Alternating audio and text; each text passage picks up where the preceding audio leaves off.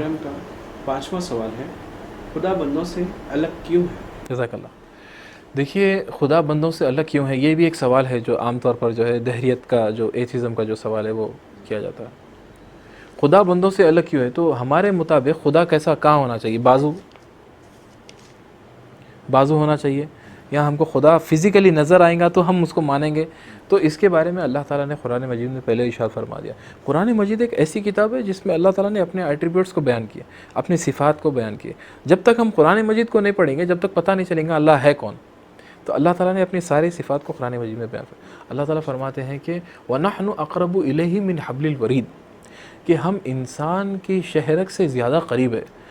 We are more closer to him than his jugular vein, than the jugular vein. Jugular vein یعنی کہ شہرک۔ اب اللہ تعالیٰ شہرک کا تذکرہ کیوں کیا یہاں پر؟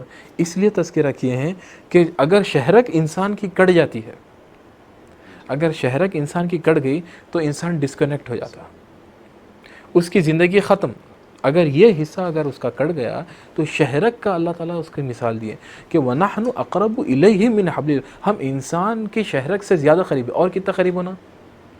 یہ الگ بات ہے کہ ہم اللہ تعالیٰ کو نہیں دیکھ پا رہے ہیں، لیکن اللہ تعالیٰ فرما رہے ہیں کہ ہم انسان سے شہرک سے بھی زیادہ قریب ہے، ایک بات۔ دوسری بات یہ ہے کہ اللہ تعالیٰ ہم کو احساس دلانے کے لیے حضور صلی اللہ علیہ وسلم سے فرمایا قرآن پاک میں وَإِذَا سَأَلَكَ عِبَادِي عَنِّي فَإِنِّي قَرِيب، اے پیارے نبی صلی اللہ علیہ وسلم، جب وہ لوگ میرے بارے میں آپ کو سوال کریں گے تو ان سے کہہ دیجئے کہ فَإِنِّي قَرِيب، میں ان سے قریب ہوں۔ اجیب دعوت الداعی اذا دعان، اور میں ان کی ہر ایک ان کی دعا کا میں جواب دیتا ہوں۔ فَلْيَسْتَجِيبُوا لِي وَلْيُؤْمِنُوا بِي لَعَلَّهُمْ يَرْشُدُونَ، میں ان کی ہر ایک دعا کا، سپلیکیشن کا، دعا کا اور نماز کا، جب وہ اللہ تعالیٰ کو پکارتا ہے میں اس کی پکار کا جواب دیتا ہوں۔ ضرورت نہیں ہے کہ ہم جو ہے چھت پہ سے نکل کے ہاتھ جو ہے اوپر کر کے زور زور سے چیخ رہے ہیں، اس کی ضرورت نہیں ہے۔ اللہ تعالیٰ فرماتے ہیں وَنَحْنُ أَقْرَبُ إِلَيْهِ مِنْ حَبْلِ الْوَرِيدِ، ہم انسان کے شہرک سے زیادہ قریب ہے۔ یہ بھی جو ہے بہت سارے ہمارے مسلمان بھائی لوگ تذکرہ کرتے ہیں، اللہ تعالیٰ کہاں ہے؟ اللہ تعالیٰ عرش پر ہے، اللہ تعالیٰ زمین پر ہے۔ اگر عرش پہ ہے تو کیسا بیٹھے ہوئے ہے؟ جیسے اللہ تعالیٰ فرماتے ہیں کہ وسع کرسیہ السماوات والارض، اللہ تعالیٰ کرسی، اب وہ کرسی کیسی ہے، اللہ کا بیٹھنا کیسا، یہ تمام چیزیں انسان کے ذہن سے اوپر ہیں، انسان کے ذہن سے ہٹ کر ہے، اس پر ہم نہیں جانا چاہیے۔ لیکن اللہ تعالیٰ یہ فرما رہے ہیں انسان کے ذہن میں، تاکہ بات آسانی کے ساتھ بیٹھ جائے، سمجھ میں آ جائے۔ وَنَحْنُ أَقْرَبُ إِلَيْهِ مِنْ حَبْلِ الْوَرِيدِ، میں تمہاری شہرک سے بھی زیادہ قریب ہوں، میں تمہارے احوال جانتا ہوں، میں تم کو جانتا ہوں، میں تم کو سنتا ہوں، تم مجھے محسوس نہیں کرتے، لیکن اللہ تعالیٰ ہمارے احساسات جانتا ہے، ہمارے دل میں جو وسوسے آ رہے ہیں، ہمارے دل ہر چیز سے اللہ تعالیٰ واقف ہے۔ تو یہ جو سوال ہے آپ کا بہت خوبصورت سوال ہے کہ خدا بندوں سے الگ کیوں ہے؟ خدا بندوں سے الگ نہیں ہے، خدا تعالیٰ کو ہم الگ سمجھ رہے ہیں، لیکن اللہ تعالیٰ ہم سے الگ نہیں ہے۔ اللہ تعالیٰ ہمارے ساتھ ہے، یہ ہمارا ایمان ہے۔